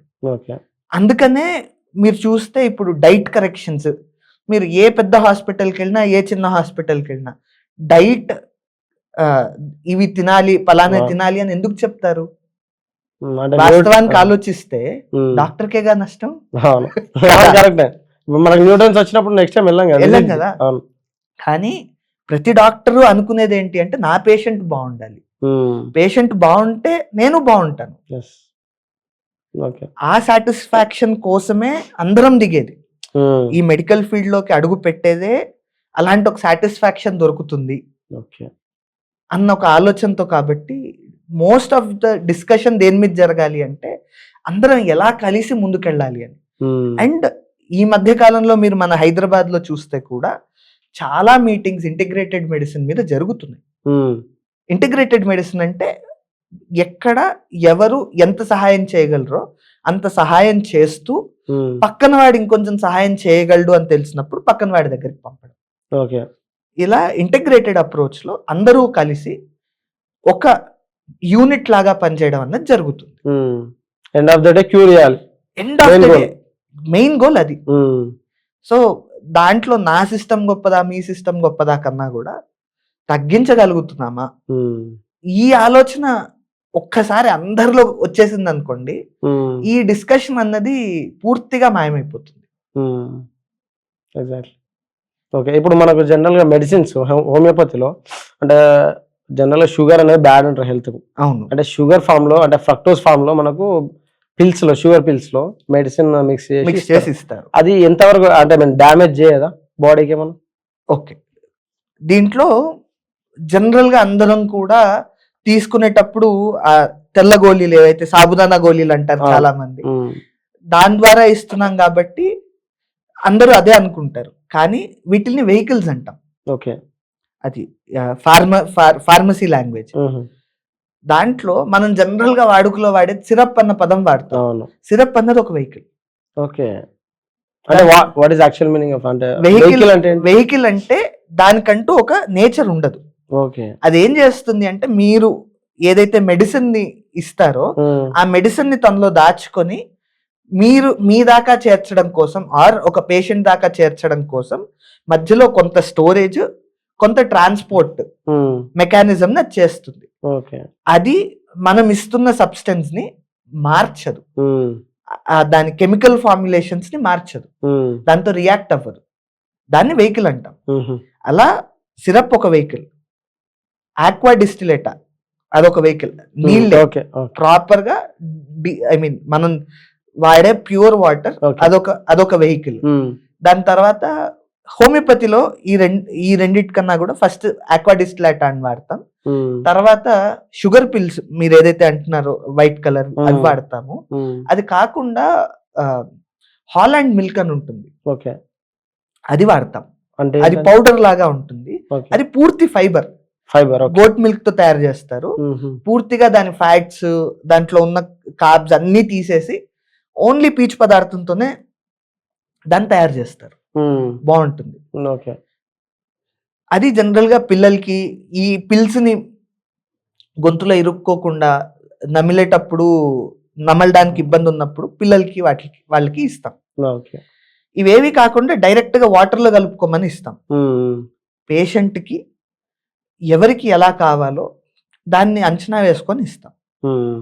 కాకపోతే మీరు అన్నట్టు మామూలుగా సహజంగా రెగ్యులర్ గా వాడేది ఈ వైట్ కలర్ షుగర్ కంటెంట్ ఉన్నది. కానీ దాంట్లో మనం ఇచ్చేది 3-4 పిల్స్ వేసుకోమని, చాలా తక్కువ. గట్టిగా మాట్లాడితే మనం ఛాయ్లో వేసుకున్న చక్కెర కంటే తక్కువ. కాబట్టి పెద్ద ఇబ్బంది చెయ్యదు. కానీ నేను వద్దు అనుకుంటే నేను మార్చుకోగలగడానికి, నేను వేరేగా ఇవ్వగలగడానికి కూడా నాకు ఆప్షన్స్ ఉన్నాయి. నేను ఇవ్వాలి అనుకుంటే ఎవరికి ఇవ్వాలి? ఇప్పుడు షుగర్ పేషెంట్స్ ఉన్నారు, వాళ్ళకి షుగర్ ఇవ్వడం ఎంతవరకు కరెక్ట్? ఎంతైనా సరే కొంతైనా సరే మార్చి ఇవ్వచ్చు కదా, ఇస్తాం. ఓకే, అలాగే జనరల్ గా రొటీన్ లో మన అందరం కార్బ్స్ కార్బోహైడ్రేట్స్ లేకపోతే విటమిన్స్ అవి తీసుకుంటుంటాం.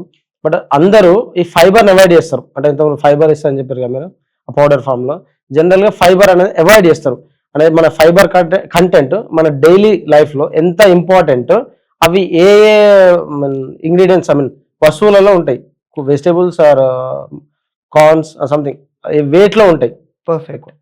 అసలు మనం పీచు పదార్థాలు చాలా కరెక్ట్ మోతాదులో తీసుకొని తీరాలి. పీచు తీసుకోవడం వల్ల 2 అడ్వాంటేజెస్ అండి. ఓకే. జనరలీ పీచు గురించి చెప్పి తర్వాత ఎలా డివైడ్ చేసుకోవాలో చెప్తాను. చెప్పండి. పీచు పదార్థం అన్నది మనకి డైజెషన్ కి చాలా ఇంపార్టెంట్. డైజెషన్ కి మాత్రమే కాదు, పొద్దున్న మోషన్ ఫ్రీగా పాస్ చేయాలి అంటే మనం పీచు తీసుకుంటే అది బల్క్ చేస్తుంది. మన ఏదైతే స్టూల్ ఉంటుందో అది బల్క్ చేస్తుంది, దాన్ని బయటికి తోయడానికి చాలా అవసరం, హెల్ప్ చేస్తుంది.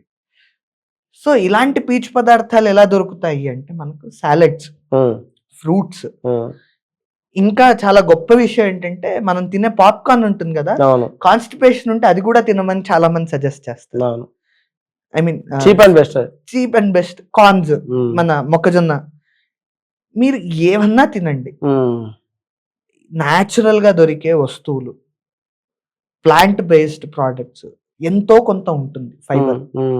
దాన్ని మీరు కొంత మోతాదులో తీసుకుంటే, ఎంత మోతాదు, జనరలీ మనం ప్లేట్ తీసుకుంటే ప్లేట్ కి 1/4 ఫైబర్ ఉండాలి. అంటే ఇప్పుడు మీరు ప్లేట్ అన్నారు కదా, ఇప్పుడు 1/4 ఫైబర్ ఉండాలి. మిగతా ఎట్లా ఉండాలి ప్లేట్ లో? మిగతావి కొంత కార్బ్స్, కొంత ప్రోటీన్, కొంత ఫ్యాట్స్. ఆ 1/4 లో మనం డివైడ్ చేసుకొని పెట్టుకోవాలి. కంపల్సరీ డైలీ రొటీన్ లో యాడ్ చేసుకో ఉండాలి. అండ్ ఇది కూడా ఎలా తినాలి అంటే, ఒకసారి ప్లేట్ అయిపోయింది అనుకోండి, అయిపోయాక మళ్ళీ 4 వేసుకోవాలి. నాకు నచ్చిందే వేసేసుకుంటాను అంటే కాదు. ఆ 1/4 అన్నది కాన్స్టెంట్ బ్యాలెన్స్డ్ గా ఉండాలి. మీరు ఇది అన్నారు కాబట్టి ఈ మధ్య కాలంలో మనకి జనరల్ గా జరుగుతున్న ఇబ్బందులు ఏంటంటే, మనకి కామన్ డెఫిషియన్సీస్ కొన్ని ఉన్నాయి. B12 deficiency, vitamin D deficiency. వీటిల్ని మనకి ఇండియా లాంటి కంట్రీలో న్యాచురల్ గా అవైలబుల్ గా ఉన్న, ఐ మీన్ సన్లైట్ మనకి పుష్కలంగా ఉంటుంది, కానీ మనకి ఎవ్వరికి వెళ్ళే తీరిక, వెళ్ళాలి అన్న ఆలోచన ఉన్నా వెళ్ళగలిగే పొజిషన్స్ ఎవరికి లేవు. పొద్దున్న 10ంటికి ఆఫీస్కి వెళ్ళిపోతే మళ్ళీ ఏ రాత్రికో వస్తున్నాం. దీనివల్ల డెఫిషియన్సీస్ వస్తున్నాయి. వైటమిన్ డి డెఫిషియన్సీ వస్తుంది. ఈ డి డెఫిషియన్సీ వల్ల ఏమవుతుంది అంటే, మనకి ఏదైతే న్యాచురల్ రిథమ్ ఉందో, రాత్రి ఎక్కువసేపు మేల్కోవడము, సర్కాడియన్ రిథమ్ ఏదైతే ఉందో అది పూర్తిగా డిస్టర్బ్ అవుతుంది. దీనివల్ల రాత్రి నిద్ర పట్టట్లేదు అంటున్నారు కదా, దానికి కారణం చెప్తే మీరు ఆశ్చర్యపోతారు. మన శరీరంలో పీనియల్ గ్లాండ్ అని ఒక చిన్న ఒక గ్లాండ్ ఉంటుంది. అది మెలటోనిన్ అనే ఒక హార్మోన్ ని రిలీజ్ చేస్తుంది. ఆ హార్మోన్ కి సన్లైట్ కి రిలేషన్ ఉంది. ఎట్లా మీరు సన్లైట్ కి ఎక్స్పోజ్ అయినప్పుడు అది ట్రిగర్ అవుతుంది. మీకు సన్లైట్ పోయినప్పుడు అది సెక్రీట్ అవుతుంది. అది సెక్రీట్ అయినప్పుడు మీకు మత్తుగా నిద్ర వస్తుంది. మీరు చీకట్లోనే ఉంటే దానికి తెలియట్లేదు. మనం ఏం చేస్తుందంటే మెలటోనిన్ జెల్లీసో స్ట్రిప్స్ ఏవో దొరుకుతున్నాయి, వేసేసుకుంటున్నా, సరిపోతుంది. అది నాన్ హ్యాబిట్ ఫార్మింగ్ అని కూడా చెప్తున్నారు, అండ్ చాలా అద్భుతంగా జరుగుతుంది. కానీ మనం మిస్ అవుతుంది ఏంటంటే, ఇది న్యాచురల్ గా మనకు అవైలబుల్ గా ఉంది. మనం చేయాల్సిందంతా ఒకటే, పొద్దున 1 గంట, సాయంకాలం 1 గంట ఎండలో వెళ్ళడమే. సో కొంత మనలో మార్పులు కనుక తీసుకురాగలిగితే మన చాలా స్ట్రక్చర్ మారుతుంది. ఐ మీన్ ఇంత మాట్లాడుతున్న నేను కూడా లేట్ నైట్ మేల్కుంటాను. వృత్తిరీత్యా, ప్రవృత్తి రీత్యా నాకు కొంత లేట్ గా పనుకోవడము అన్నది అలవాటైంది. కానీ ఎప్పుడైతే నేను ఈ విషయం తెలుసుకున్నానో, ఈ మధ్య కాలంలో గత 2-3 నెలలుగా 12:30 దాటిన తర్వాత మెల్లగా నిద్ర వస్తుంది. మీరు ఆ నిద్ర నాటి మేల్కుంటే గానీ, మీరు అలా ఎండలో తిరగడం వల్ల నిద్ర వస్తుంది. సో మీరు బాడీ ఎక్కువసేపు దానికి కావాల్సిన స్లీప్ అది డిమాండ్ చేస్తుంది. మీరు హాయిగా నిద్రపోయి పొద్దున్న ఫ్రెష్ గా లేచి మళ్ళీ పని చేసుకోవచ్చు. నిద్ర పట్టదు నాకు అన్నది ఉండదు అన్నమాట. సో మనం కొంచెం న్యాచురల్ గా ఇలాంటివి అలవాటు చేసుకుంటే ఈ సర్కాయిడన్ రిథం లాంటివి, నిద్రలేం లాంటివి మనం మేనేజ్ చేసుకోవడానికి ఉంటుంది. అవును. ఇప్పుడు జనరల్ గా అందరూ ఎవరైనా males or females body fitness పైన ఎక్కువ ఫోకస్ చేస్తున్నారు. జిమ్కి వెళ్తే కంపల్సరీ జిమ్ ట్రైనర్స్ వే ప్రోటీన్ తీసుకోమంటున్నారు. అంటే నేను కొన్ని చూసిన దాంట్లో పెస్టిసైడ్స్ కూడా మిక్స్ అవుతాయని చెప్పి చూసిన. సో వే ప్రోటీన్ తీసుకోవడం ఎంతవరకు బెనిఫిట్, అదే ఎంతవరకు ఎఫెక్ట్ చేస్తుంది బాడీకి? ఒకవేళ ఎప్పుడైతే వే ప్రోటీన్ ఆపేస్తామో అప్పుడు బాడీ కూడా నార్మల్కి వచ్చేస్తాయని చెప్తారు. అది ఆపద్దు, కంటిన్యూగా తీసుకుంటూనే ఉండాలి. దానివల్ల ఎట్లా ఇంపాక్ట్ ఉంటుంది బాడీ పైన, either good or bad? Okay, మంచి ప్రశ్న. దీన్ని రెండుగా స్ప్లిట్ చేసి చూద్దాం. ఒకటి, సప్లిమెంట్స్ తీసుకోవాలా? చాలా మంది అడుగుతూ ఉంటారు, నిజంగా మేము జిమ్కి వెళ్తున్నా అండి, బాడీ బిల్డింగ్ చేస్తున్నాము, 6 ప్యాక్ ఆర్ ఫిట్నెస్ కోసం అనుకుందాం. మేము ఇప్పుడు మా జిమ్ ట్రైనరో ఇంకోరో ప్రోటీన్స్ తీసుకోమంటున్నారు. మనం అర్థం చేసుకోవాల్సింది ఏంటంటే, జనరల్ గా ఆన్ అన్ యావరేజ్, రఫ్ గా చెప్తున్నాను, చెప్పండి, మనకి 1 kgకి 1 గ్రామ్ ప్రోటీన్ కావాలి. ఇది మనకి డైలీ రిక్వైర్మెంట్. నేను 70 kgలు ఉన్నా అంటే 70 గ్రాములు ప్రోటీన్. ఓకే. జిమ్కి వెళ్తున్నాను అనుకోండి, కొన్నిసార్లు అది 1.5 అవ్వచ్చు, కొంతమందికి అది 2 కూడా అవ్వచ్చు. ఎందుకు అవుతుంది?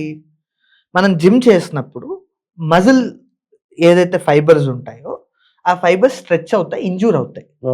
అది రిపేర్ అవుతున్నప్పుడు మనకి బాడీ అన్నది కనిపిస్తుంది, మజిల్ కానీ బాడీ కానీ స్ట్రక్చర్ కానీ. దానికోసం మరి మామూలుగా ఉన్నప్పుడే మీకు 1 గ్రామ్ కావాలి, మీరు డ్యామేజ్ చేస్తే ఎక్కువ కావాలి. ఇది సింపుల్ ఫండా.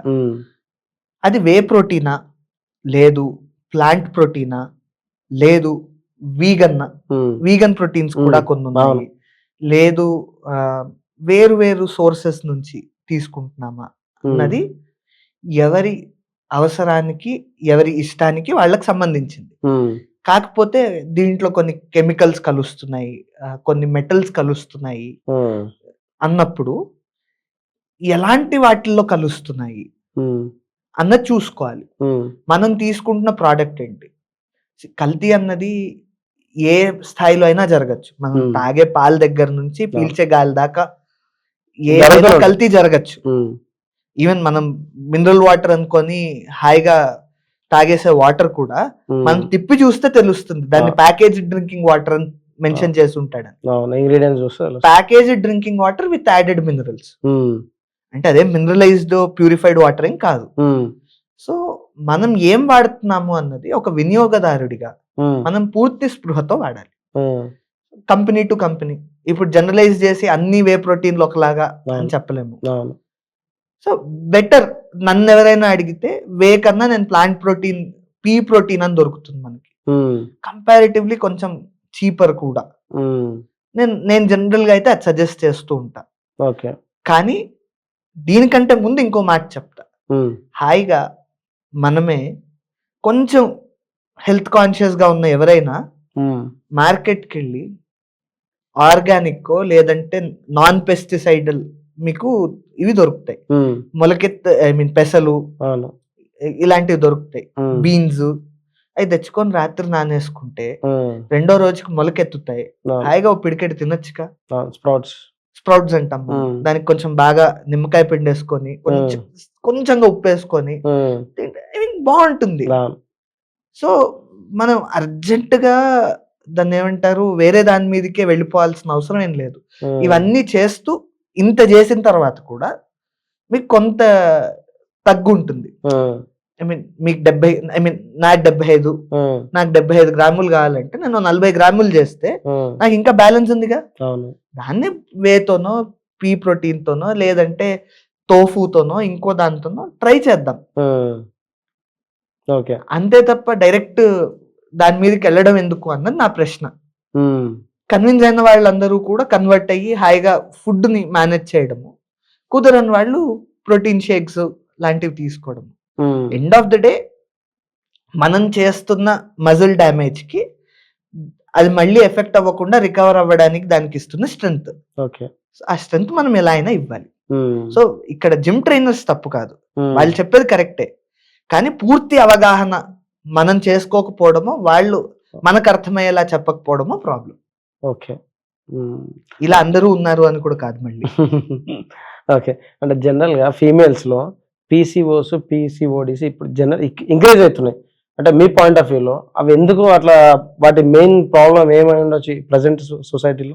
చాలా రీజన్స్ ఉంటాయండి. ఇది అని జనరలైజ్ చేసి చెప్పడం కరెక్ట్ కాదు. ఒక్కొక్కరి శరీర తత్వము, మనం తీసుకుంటున్న ఆహారము, మనం చుట్టూ ఉన్న మన ఎన్విరాన్మెంట్, ఇలాంటివి చాలా ఉంటాయి. చాలా మంది ఇప్పుడు న్యూస్ పేపర్లలో వాటిలో చదివితే చాలా బాధేసేస్తూ ఉంటుంది. ఆడవాళ్ళు మగవాళ్ళలా బతికేస్తున్నారు అందుకని ఇలా అయిపోతుంది. అలా ఏం కాదండి. There are various things. Major కారణం మీరు నా అభిప్రాయం అడిగారు కాబట్టి స్ట్రెస్ అని నేను అంటాను. అది మళ్ళీ ఒక పీసీఓడి కని మాత్రమే కాదు, మనం క్వాలిటీ ఆఫ్ లైఫ్ అంటాం. మనకు కొన్నేళ్ల క్రితం బెల్గాంలో ఒక పెద్ద సెమినార్ జరిగింది. దాని ఐడియా ఆర్ మోటోనే క్వాలిటీ ఆఫ్ లైఫ్. మనం ఉన్న స్థితి నుంచి ఉన్నత స్థితికి ఆరోగ్యపరంగా ఎలా వెళ్ళాలి అన్నది దానికి ఒక అజెండా. బేసిక్ గా మనం అక్కడ అర్థం చేసుకోవాల్సింది ఏంటంటే, ఫస్ట్ ఎప్పుడైతే మన టాప్ ఫ్లోర్ బాగుంటుందో మన గ్రౌండ్ ఫ్లోర్ దాకా, మన కాలు దాకా అంతా బాగుంటుంది. మనకి ఎప్పుడైతే బుర్ర నిండా స్ట్రెస్ ఉంటుందో మనం బాడీ కూడా అలానే పనిచేస్తుంది. అంతెందుకు మీకు సరదాగా మనకి 2 రకాల హార్మోన్స్ ఉంటాయి. ఒకదాన్ని స్ట్రెస్ అనండి, ఒకదాన్ని హ్యాపీ హార్మోన్స్ అనండి. డోపమైన్ లాంటివి మనం బాగా నవ్వినప్పుడు రిలీజ్ అవుతాయి. మనం స్ట్రెస్ లో ఉంటే కార్టిజాల్ లాంటివి రిలీజ్ అవుతాయి. సో ఇలాంటివి ఏవైతే రిలీజ్ అవుతాయో అవి రిలీజ్ అయిన తర్వాత వాటి పని అవి చేసుకుంటూ వెళ్తాయిగా. సో మనం క్వాలిటీ ఆఫ్ లైఫ్ పెంచాలి అంటే మనం ఫస్ట్ మన మైండ్ అండ్ హార్ట్ రెండు చాలా ప్రశాంతంగా ఉండాలి. అనుకున్నంత సులువేం కాదు, ఏదో కూర్చొని కెమెరా పెట్టారు కదా అని చెప్పేయడం కాదు, కానీ దానికోసం మనం కొంతైనా కృషి చేయాలి.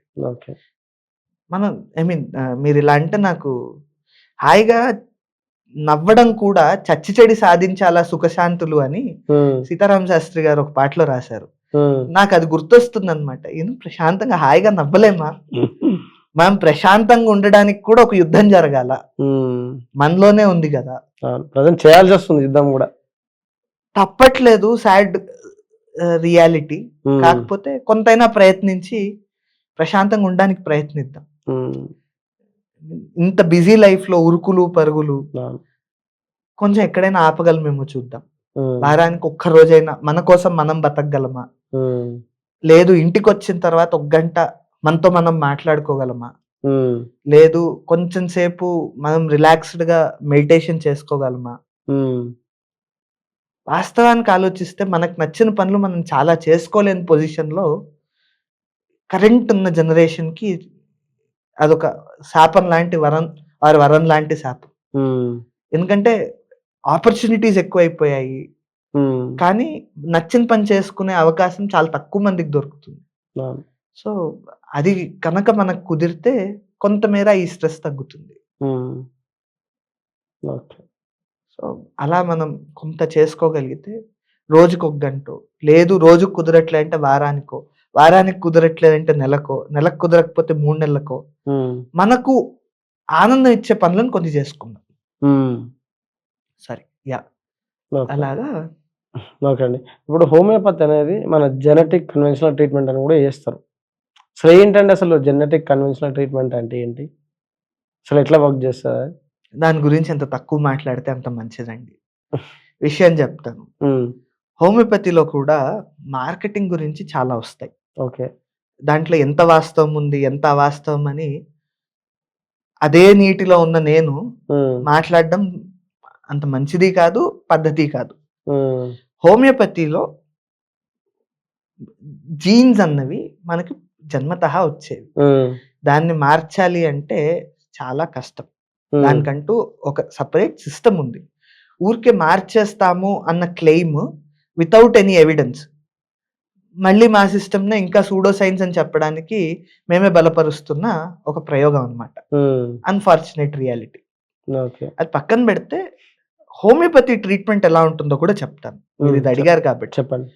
ఎప్పుడైనా కూడా హోమియోపతి ఫిజిషియన్ పని ఏంటంటే మీరు మీ పాస్ట్ హిస్టరీ, మీ ప్రెజెంట్ హిస్టరీ, మీ మెంటల్ స్టేట్ పూర్తిగా అర్థం చేసుకోవాలి. ఓకే. అర్థం చేసుకొని మీ దగ్గర నుంచి ఆ డేటా అంతా తీసుకోవాలి. అంటే మీకు ఏమంటే ఎక్కువ ఇష్టం? ఆహార పదార్థాల్లో ఏం ఎక్కువ తింటారు? మీకు హ్మ్. తీపి, పులుపు, కారం, చేదు, వగరు ఏది నచ్చుతుంది? ఏది నచ్చదు?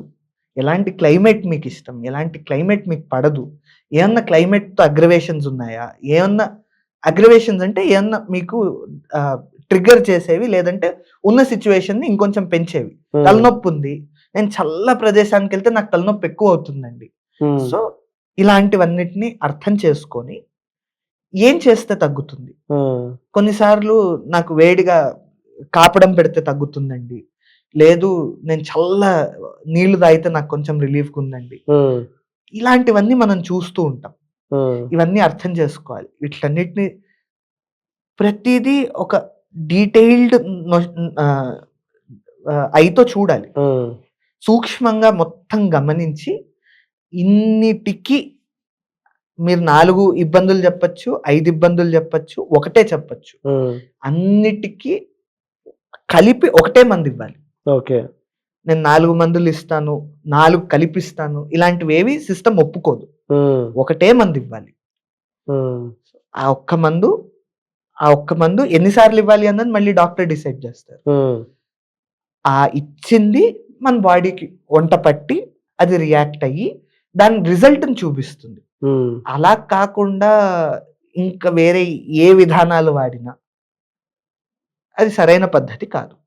హ్మ్. అండ్ డాక్టర్ ఈరోజు మీరు కలిసిన తర్వాత మీకు తలనొప్పి అని ఇచ్చిన మందు, మీకు ఇప్పుడు మాత్రమే పనిచేసే మందు. ఓకే. మీకు తర్వాత అదే మందు ఇవ్వచ్చు, ఇవ్వకపోవచ్చు. హుహు. ఇప్పుడు నాకీ తలనొప్పి మందు అని నాకెవరైనా ఇస్తే, నేను మీకిస్తే మీకు పనిచేయదు. ఓకే. సో, సెల్ఫ్ మెడికేషన్ అన్నది హోమియోపతిలో పూర్తిగా చేయకుండా ఉండడం ఉత్తమం. హ్మ్. పొరపాటున చేస్తే. దానివల్ల జరిగే ఇబ్బందులు చాలా హుహు. అనేకం. ఓకే. కాబట్టి జాగ్రత్తగుండాలి. ఇప్పుడు మీరిందాకన్నట్టు ఈ ప్రాసెస్‌లో ఎవరికైనా ఏదన్నా మిరాకిల్స్ జరిగితే జరగచ్చు. హ్మ్. జరగవు, జరగలేదు అని నేననను. హ్మ్. కానీ దాన్నంటూ ఒక శాస్త్రంగానో, ఒక సైంటిఫిక్ ఎవిడెన్స్ గానో ఇప్పటిదాకా ఎవరు ప్రూవ్ చేయలేదు. హ్మ్. Anecdotal evidence is never a scientific evidence. Okay. Already నేను మీకు ముందుగానే చెప్పినట్టు హోమియోపతికే మనకు కొంత ఇబ్బందుంది అనుకున్నాం. హ్మ్. అలాంటిది దీన్ని అనెక్డోటల్ ఎవిడెన్స్‌లతో మేము జెనెటిక్‌గా చేస్తాము అని అంటే, వాళ్ళు చేస్తే చేస్తూనిండొచ్చు. హ్మ్. కానీ సైంటిఫిక్ ఎవిడెన్స్ ఎస్టాబ్లిష్ అవ్వనంత వరకు, అది రీప్రొడ్యూస్ అవ్వగలిగినంత వరకు, అవ్వనంత వరకు, హ్మ్. దాన్ని మనం ఎంత తక్కువ మాట్లాడితే అంత మంచిది. ఓకే. ఎవరికైనా మేలు జరిగింది అంటే మంచిదే. హ్మ్. కాకపోతే మనం పబ్లిక్ ఫోరమ్స్‌లో డిస్కస్ చేయడానికి హ్మ్.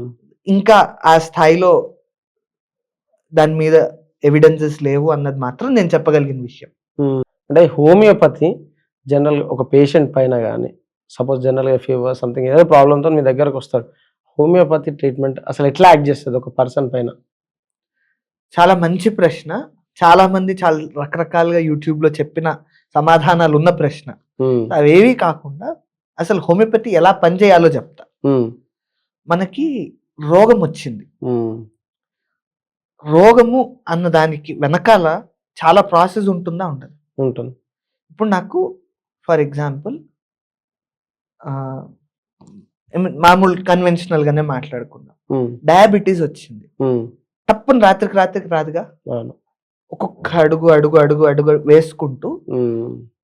పూర్తిగా పెద్దడుగు ఎప్పుడు మీకు తెలిసేదెప్పుడు అంటే అది డయాబెటిస్‌గా పూర్తిగా తనని తాను ప్రూవ్ చేసిన తర్వాత. ఐ మీన్ అవును. పూర్తిగా సింప్టమ్స్ అన్నీ వచ్చిన తర్వాత. హ్మ్. మందు కూడా ఎలా పనిచేయాలి అంటే ఇక్కడి నుంచి అంటే ఉన్న డయాబెటిస్ నుంచి మొదలైన పాయింట్ దాకా హ్మ్. పూర్తిగా ఆ స్పెక్ట్రమ్ మొత్తం పనిచేయాలి. హ్మ్. సో, మనం మందు వేసుకోంగానే బాడీలోకి అబ్జార్బ్ అవుతుంది. ఓకే. అబ్జార్బ్ అయిన తర్వాత ఈ మెడిసిన్ ఇవన్నీ కూడా కొంత దీన్నేమంటారంటే డైనమిక్ నేచర్‌లో ఉంటాయి. హ్మ్. ఎనర్జీ టైప్స్‌లో. ఓకే.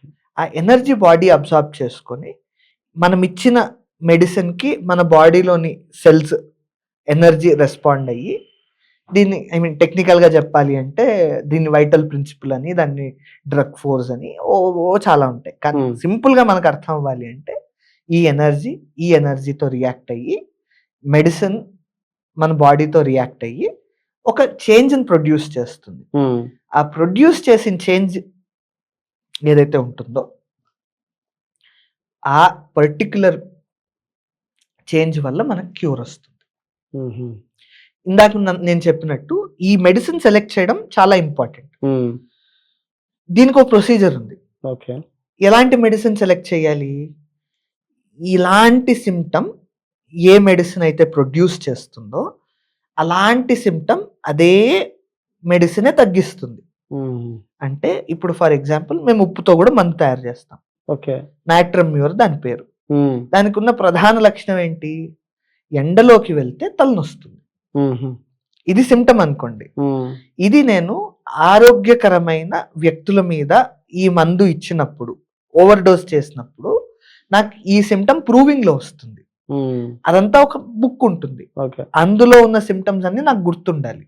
లేదు అంటే ఇలా గుర్తు పెట్టుకోలేకపోతే దాన్ని వెతుక్కోవడానికి ఒక రెఫరెన్స్ బుక్. ఎందుకంటే అది కష్టసాధ్యం.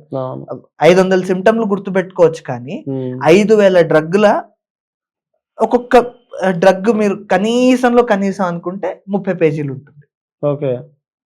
కనీసం పూర్తి ప్రూవింగ్ చదవాలి అంటే. సో మీరు గుర్తు పెట్టుకోలేరు. సో అందుకని ఒక రెఫరెన్స్ ఉంటుంది. మీరు ఇలా వెళ్తే ఓకే, ఎండలోకి వెళ్తే తలనొచ్చినకు ఎన్ని మందులు అంటే అక్కడ ఒక లిస్ట్ ఉంటుంది.